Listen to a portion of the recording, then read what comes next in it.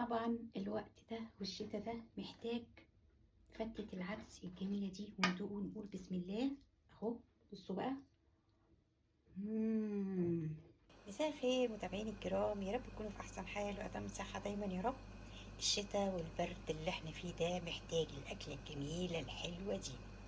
بس قبل ما نبدأ كالعادة نسمي بالله ونصلي على الرسول. اللهم صل وسلم وبارك على سيدنا محمد، ومتنسنيش بالدعوة الحلوة وتدعي لبابا وماما بالرحمة والمغفرة، اللهم امين. عندي هنا حوالي نص كيلو عدس اصفر مغسول كويس جدا، وحطيت عليه طماطمتين وبصلتين وجزرتين، اوكي، وحطينا عليهم 3 فصوص توم، وحطينا عليها المية ونرفعها على النار ونسيبها لغاية لما تستوي ونشوف هنعمل ايه. بصوا يا حبايبي، خلاص استوى معانا اهو. هنطفي عليه، هضربه في الخلاط وارجع لكم تاني. بصوا يا حبايبي بقى التوابل بتاعه العدس بتاعنا. بنحط معلقه فلفل ابيض او فلفل اسمر، معلقه كمون، معلقه بابريكا، معلقه كاري. بنقلب كل المكونات دي كلها على بعض، وبقى عندنا البهار الجميل الحلو ده اللي احنا هنستخدمه في العدس بتاعنا اهو. بصوا ما شاء الله عملت كميه قد ايه. هاخد منها حوالي معلقه كده اهي، مع طبعا الملح،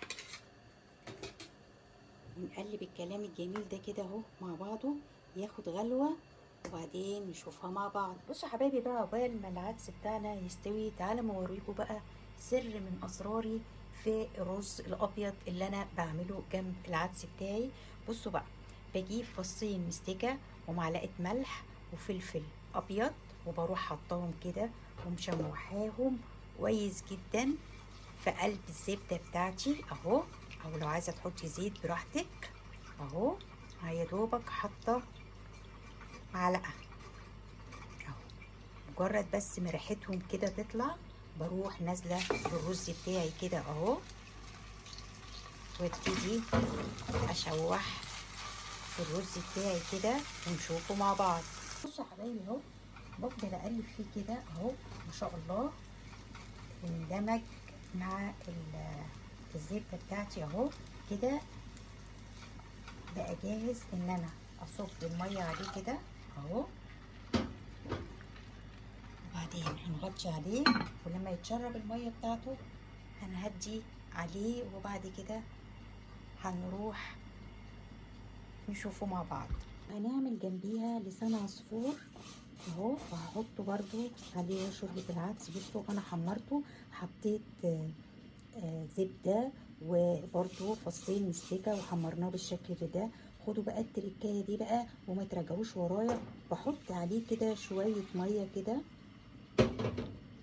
بصوا يا حبايبي خلاص اهو، زودت لسان عصفور شوربة العدس، وحطيت برضو نفس التوابل اللي انا حطيتها على الشوربة اهو. بصوا بقى لسان عصفور، بصوا ولا يلزق منك بقى ولا اي حاجة. بالتركة اللي انا قلت لكم عليها دي جربوها، وان شاء الله هيطلع احلى شوربة عدس في الكون. يا حبايبي بقى هنعمل الطشة اللي هي بتاعت الفتة بتاعتنا اهي. بحط كده ايه معلقتين زبدة وربع راس ثوم، اوكي، بحط عليها ملح وفلفل، وايه مجرد ما تتحمر معانا بطفيها بمعلقتين خل ونشوفها مع بعض. بقى نعمل الفتة بقى. انا حمصت العيش اهو في الفرن سامعين، بدون سمنة وبدون اي حاجة، وبعدين بنزل عليه كده بمعلقتين من او كبشتين 3 كده من العدس بتاعي يتشربهم ونشوفهم مع بعض. يا حبايبي تحسوا بقى ان كده خلاص اتشرب العدس بتاعنا العيش. هحط بس ايه معلقه من الطشه بتاعتنا كده، وهديله بس تقليبه كده، وبعدين هنزل بالرز الجميل بتاعنا ده كده اهو. بصوا بقى الجمال والحلاوه ما شاء الله اهو، وبعدين نديله تقليبه حلوه كده اهو.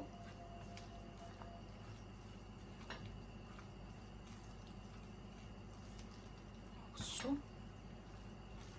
ما شاء الله اهي.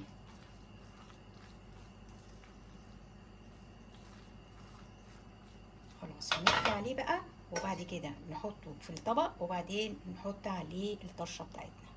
خلص غدانا اهو، ادي الفته اهي، وعملنا معاها الشوربه دي اللي هي باللسان عصفور، والتانية اللي هي شوربة العدس الجميلة، وانا هقدم جنبيها بقى المخلل اللي هو اللفت الجميل، وطبعا ما تنسوش البصل اهي. اعملوها بنفس التريكات بتاعتي هتبقى في حتة تانية خالص.